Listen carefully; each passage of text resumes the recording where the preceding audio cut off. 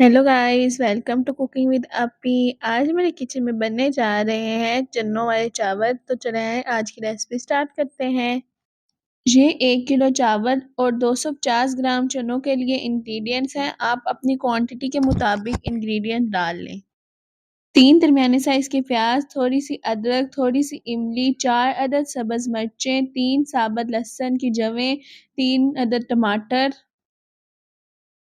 1 tablespoon साबुत सूखा धनिया, 2 अदद लौंग, 1 अदद बड़ी इलायची, 2 अदद दालचीनी की स्टिक्स, 1 पाव चने हैं जिसे मैंने पूरी रात भिगो कर रखा है। अब कुकर में 3 कप पानी के ऐड कर दें।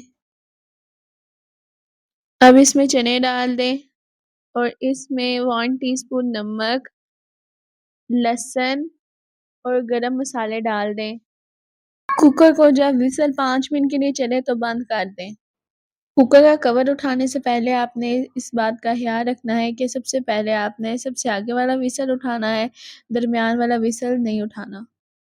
जब आप देखें कि हवा निकल चुकी है तो तब आप जाके इसका दरमियान वाला व्हिसल उठा दें।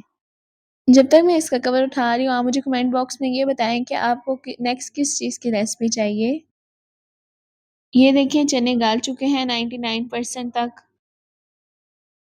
अब तड़का लगाते हैं। देचकी में 1 कप ऑयल डाल दें और इसमें बारीक कटे हुए प्याज डाल दें। इसे मीडियम फ्लेम में 8 to 6 मिनट फ्राई करें।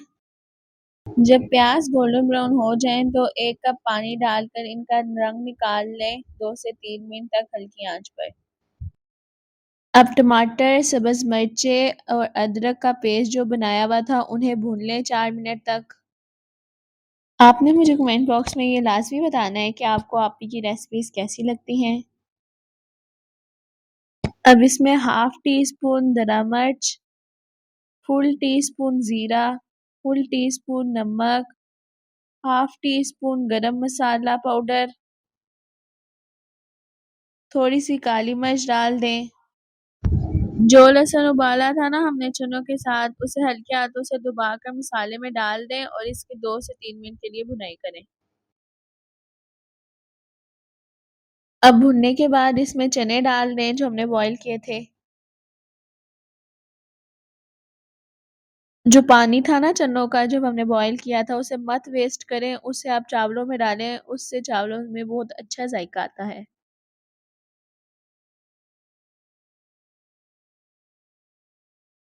अब इसमें 6 कप पानी के डाल दें और भिगोई हुई इमली भी। अब इसे बॉईल होने के लिए रख दें। जब ये बॉईल हो जाए तो इसमें चावल डाल दें जो मैंने 2 घंटे पहले भिगो कर रख दिए थे। अब आंच को दरमियानी रखें ताकि चावल अच्छे से फूल जाए और पानी मिक्स हो जाए। जब आप देखें ना कि पानी थोड़ा सा रह गया है तो इसे दम पर रख दें, दम वाली आंच पर 10 मिनट के लिए। ये देखिए माशाल्लाह से मेरे चने वाले चावल रेडी हो गए हैं।